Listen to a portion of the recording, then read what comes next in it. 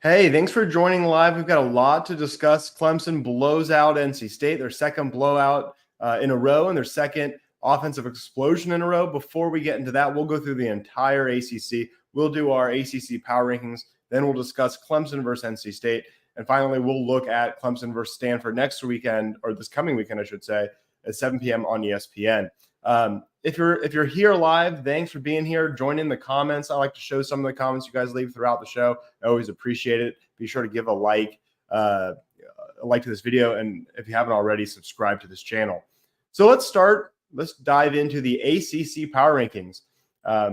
This was an interesting week in the ACC. Wake Forest had off. They were last place last week. I'm going to leave them there until they beat someone reputable. They lost to Virginia and haven't played anyone else of note. So I'm going to leave them at 17. New team at 16, taking a tumble, is North Carolina. Allowed 70 points to James Madison. James Madison, perfectly respectable group of 5 team, but Jeff Collins' defense is bad.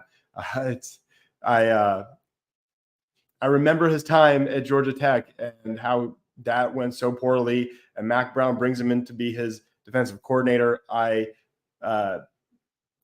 think North Carolina probably needs a fresh start, bring in kind of recycled, bringing back Mac Brown, really wasted Sam Howell, wasted the great quarterback play. They've had 2 in a row, and now they don't have that, and their defense is still just abysmal. So bad loss there. They dropped to 16. Look at this group ahead. NC State completely blown out against Clemson. And they looked bad. I mean, they scored late to make the score not as ugly. But they were down 28-0. The game was over. Their line play is poor. Without Peyton Wilson, their linebacker play is poor. Clemson really found a lot of running lanes. Their receivers were better than the NC State DBs. The quarterback play, I thought CJ Bailey was as good or better than Grayson McCall. They were still worse at that position than Clemson with Cade Klubnik.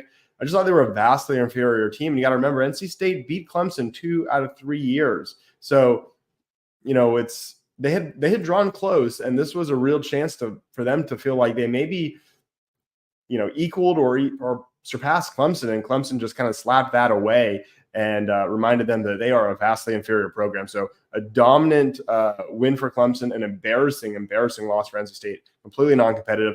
They've now been just totally blown out by Clemson and Tennessee, and their other games against Louisiana Tech and Western Carolina were very dicey late into the second half. So I think if you're an NC State fan, all your goals are still ahead of you. If you thought they'd go 10-2, you probably had Tennessee and Clemson as the losses, but the way they've looked in those losses and in the 2 wins makes you think this team will be lucky to be 6-6. Virginia Tech, team I was the most wrong on entering the season. They lost to Rutgers at home. It's time to admit maybe they're just not very good. I don't know if there's a whole lot more to say than that. They're not that good. Virginia, nice little bounce back for them. They lost to Maryland the prior week. This week they blow out Coastal Carolina. Their running back had 171 rushing yards. So solid win for them, but let's see how they do. Right now, their best win is Wake Forest. So let's see them do a little bit more before we get excited and move them up. And then this was a great game. Cal goes to Tallahassee, a good back and forth, but Florida State pulls it out. Florida State's offense is bad. I mean, there's no sugarcoating it. DJ is not a great player or not a great quarterback. He's not a fast runner. He has a decent deep ball, but beyond that, he's pretty limited. He looks like the guy who was at Clemson. But just like that time in Clemson, his offensive line is okay. His receivers are poor. The offense as a whole just isn't very good, and there's really no sugarcoating it. But their defense is coming along. They really shut down Mendoza and Cal's offense. And it was a close game, but if you score 14 points and you still win, that's big kudos to the defense there. Florida State had a lot of havoc plays, sacks. I think it was 7 sacks. And that's what they're going to have to make their living on.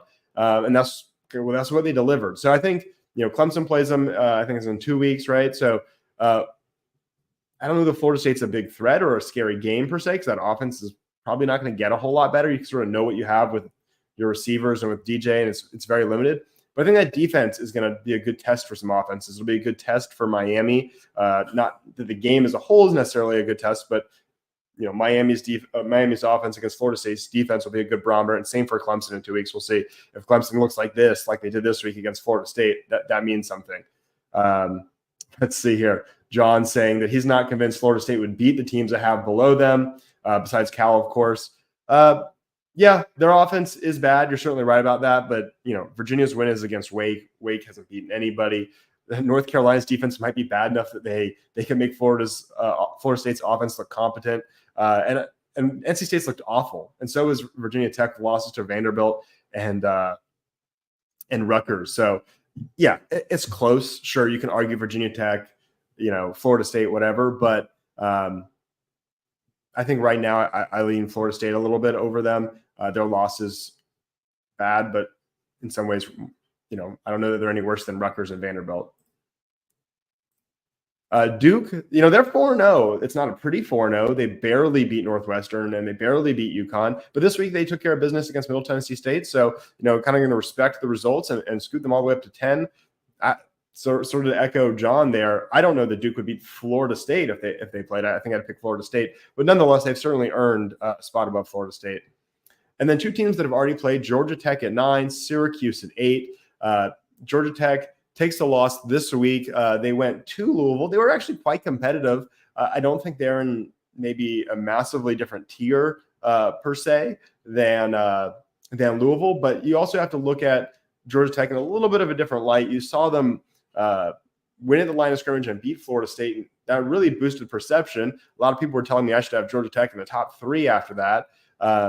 But I kind of tempered my expectations. Now we see how bad Florida State is, and that kind of makes you look at Georgia Tech a little bit differently. They lost to Syracuse, and now they lost to Louisville. The Louisville game, they were pretty much neck and neck, but they made some critical mistakes. Had I guess it would be like a lateral that got batted away and then picked up in the end zone for touchdown. And they failed on a 4th down conversion on the goal line. Those 2 plays swing the game. I think Georgia Tech's good though.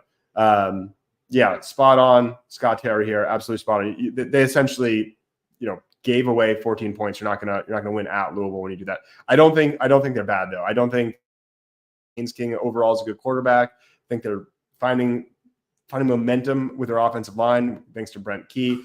I think they're a solid team. Their record's not great. They've got the 2 losses already, and their wins are Florida State and 2 cupcake games. But nonetheless, not an easy win for anyone, and they shouldn't be through the rest of their daunting schedule. Syracuse is above them, rightfully so, because they beat Georgia Tech. Kyle McCord had a not so great game this week. He had 2 really, really bad interceptions that kind of cost him the game against Stanford. Stanford was pretty conservative for most of the game until they elected to go for it on some big 4th downs and got him, and that was really the difference in the game. I'll talk more about Stanford in a bit. Let's just keep moving. So then you have SMU and Stanford. SMU, they looked better. They're starting to look a lot better. This week, it was a 24-point win over TCU. They finally were able to just rely on the ground game and not pass too much. And that's what they need to do. That's going to be their formula. Kevin Jennings is a great running quarterback. He's not a great passer. If you could set him up and establish the run and then let him pass off that's going to be the approach that's going to work for SMU. 14 for 19, 137 yards passing with 2 touchdowns and no picks. If you're asking that of Kevin Jennings and you're playing good defense and especially running the ball well, that's how you win. They were up by nearly 40 entering the 4th quarter. Some garbage time points made it look closer, but a dominant win over a TCU team that beat Stanford, right? So this is where we're starting to see some weird conflicting results, and it's not quite as perfect up and down. Stanford goes on the road to Syracuse, picks up the win. I wasn't overly impressed with their quarterback, Ashton Daniels.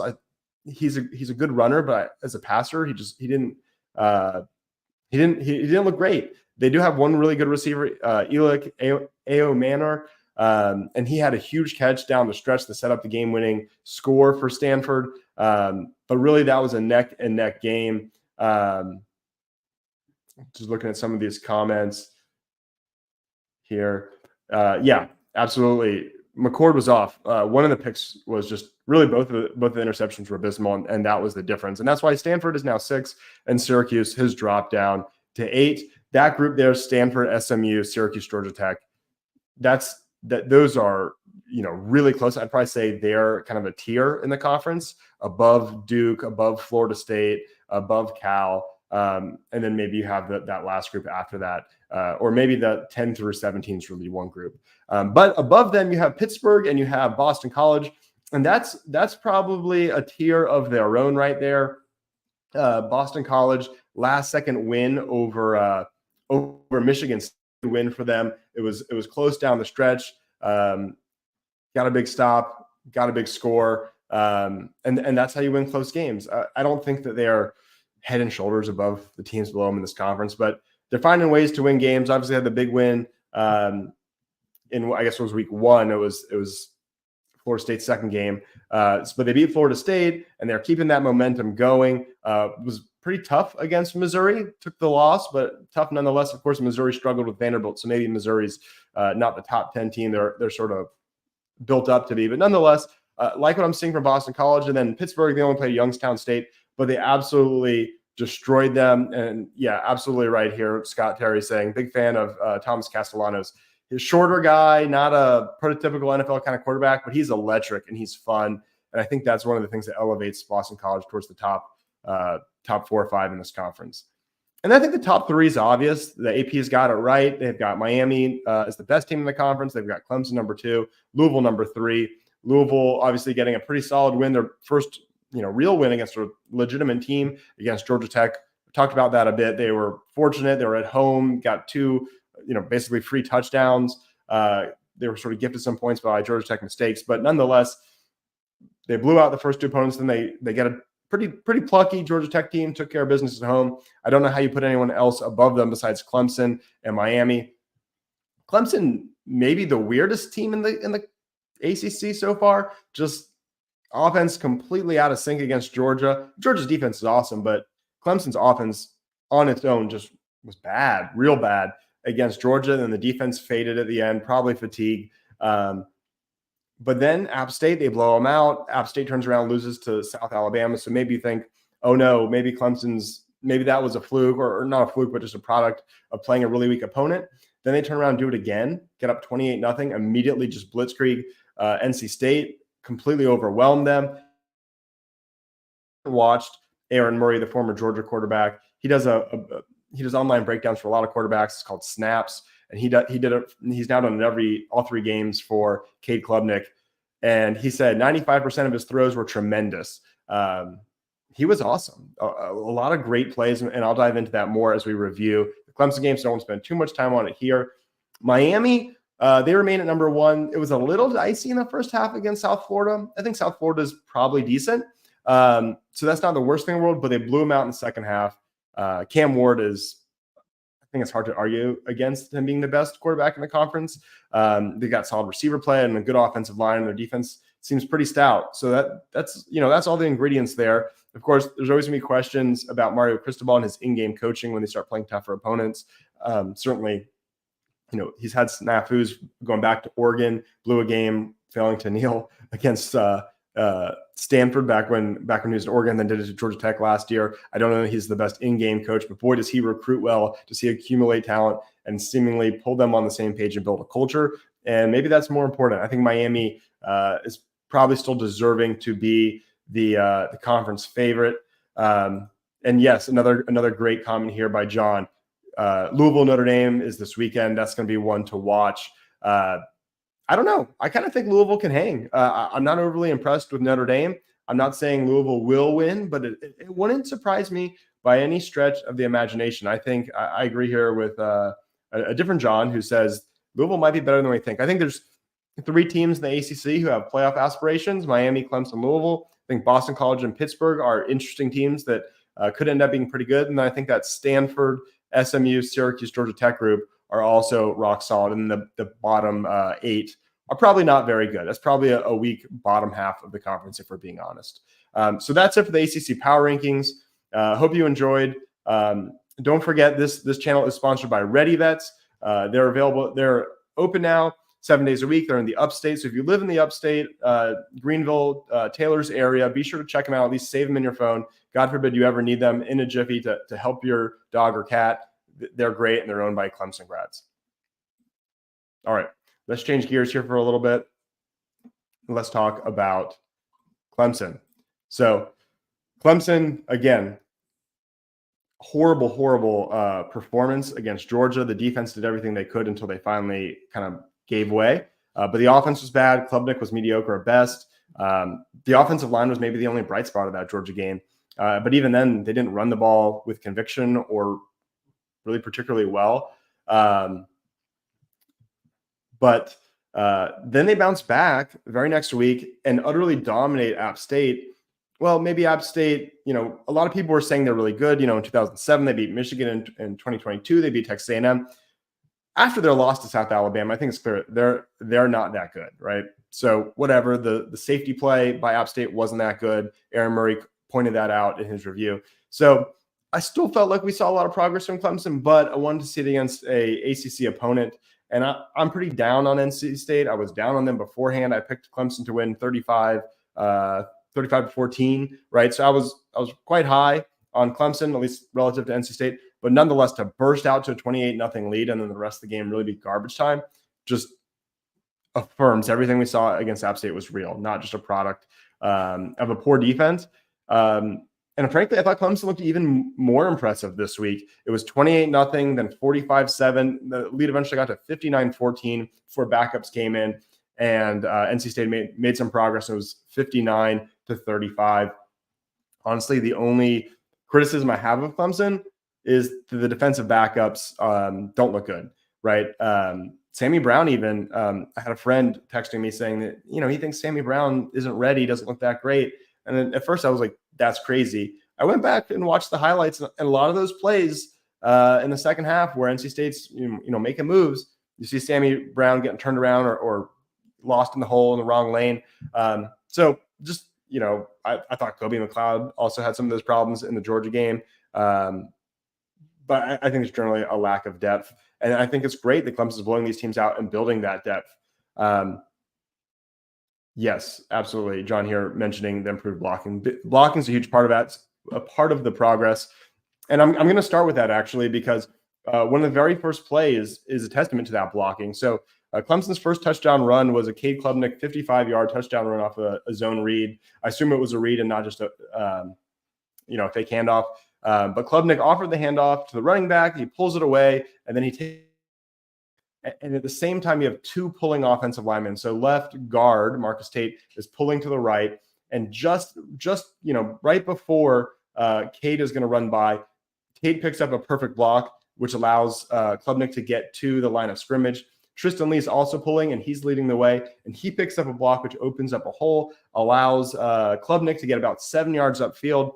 And right at 7 yards upfield, that's where there's two defensive backs who could make a play. 7-yard gain would be fine, but Troy Stellato is the guy who has to make a play. Stellato chooses the right guy to block, hits him square in the chest, blocks him. The other defensive back is screened out of the play and can't do anything because he can't get around Stellato blocking his teammate. And then Klubnik's fast, and Klubnik at that point turns on and just blasts 55 yards, or I guess at that point another 48 more yards to the end zone untouched. And great read by Klubnik and great speed by Klubnik. But that is a true team play, right? You need three different guys to come up with big time blocks, and all three of them do. They just weren't doing that last year. The growth we've seen from Tate and Lee, outstanding. And frankly, Stellato, that's a big time play. The receivers were not blocking well downfield last year. So I don't know that I'd say I've seen them making amazing plays in the outside blocking, right? But we did here, and I'm going to call it out. Amazing play by Stellato, and that's what sets up Clemson to jump all over them right away. John, I pulled this one up earlier, but credit to the wide receivers, right? Got to give them their credit, because that's what makes a 7-yard play a 55-yard play. So then Clemson gets the ball again. They get a stop and get the ball back. Next possession, the blocking is actually not as good. Jake Brinkstool misses, or for whatever reason, the defensive end gets right by him, and Klubnik is forced to sprint out, right? So now Klubnik is sprinting out. He's rolling out to the right, pretty much full speed. Antonio Williams sees this and changes his route and cuts upfield to go deeper. And while sprinting out at pretty close to full speed. Klubnik delivers a perfect pass that hits Antonio Williams where no one else could get it. So 31-yard touchdown. Clemson's up 14-0. So that is just, even when there's a mistake, the receivers and the quarterback are so much more in sync. You're seeing a lot. Just that didn't happen last year. You're seeing a ton of progress that wouldn't have happened against Georgia either. So that's where I think you'd be really encouraged here. If you haven't already, don't forget to subscribe to this channel. Let's continue. So Clemson gets another stop. They get the ball back. They drive downfield. They're near the goal line, and they run a play action. Klubnik gets pressure on him right away. I don't know if it was a missed block or part of the play, but he's backpedaling quickly, and he's on his back foot. Despite being off balance, he still throws a perfect ball right to an open Antonio Williams. Antonio, I think, is clearly Clemson's best wide receiver. He looked awesome. He catches it, puts up Clemson 21-0. And then this is where I criticize NC State a little bit. Those running lanes were wide open, and Maffa is deceptively fast. He's a big guy. I'm not so sure that he's any slower than, I don't know that he's any slower than Shipley was. I think he's, maybe not the pass catcher that Shipley was, but I love Maffa. I think I think him getting as many touches as he is. I love Jay Haynes too. I love this wide receiver combo of Maffa and Haynes. I think it's just as good as last year.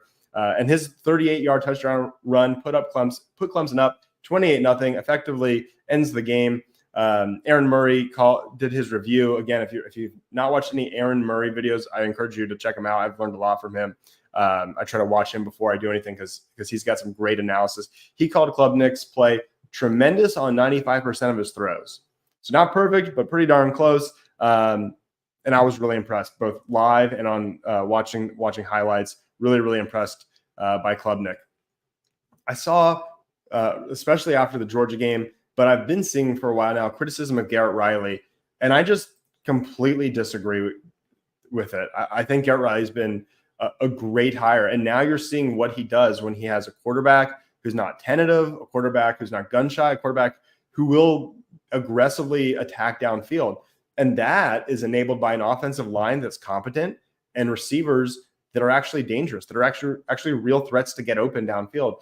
And you see these guys get open, and even when there's not a lot of they're not wide open, it's not a huge window. You saw TJ Moore make a great over-the-shoulder catch for 40 yards. Excuse me. And that's what they didn't get last year. So Antonio Williams being healthy, Wesco he had actually -1 yards, but the combination of the threat of Moore and Wesco deep, I think changes the game.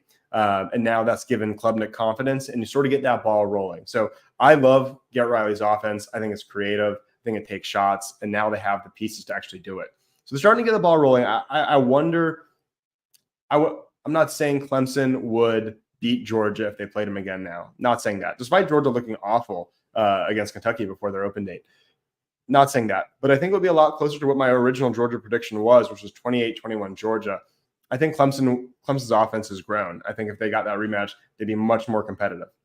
Again, I mentioned the defense, the depth there, not as great as it could have been, but also remember Peter Woods was out. Hopefully he's back against Stanford, but I think most of the damage was really done against backups in that fourth quarter. They allowed 21 points. Other notes, or one other note really, is just Adam Randall had a great game, 69 yards, touchdown.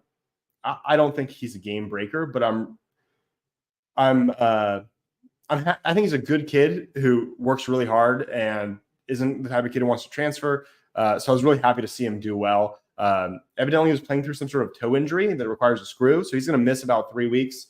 I think the depth at receiver is fine. I don't think that's actually a big deal in terms of on-field production, but would really like to see him get back and continue kind of pick up from here where he was, the leading receiver. Hopefully he can not have a big setback and struggle for several weeks after he gets back. So I'll be looking for that because Clemson receivers, and maybe it's receivers in general, have a tendency to get hurt. So you don't want those injuries to start piling up. Right now it's just Randall. Hopefully it stays that way and he can get back before anyone else gets hurt.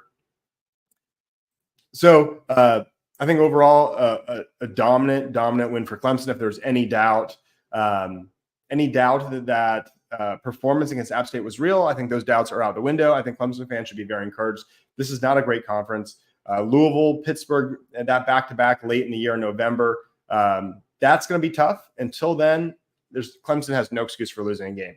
I think they'll win every game before that, and then we'll talk and we'll see how big that challenge really is. Thanks for watching, and as always, go Tigers. Let's talk about one more thing now.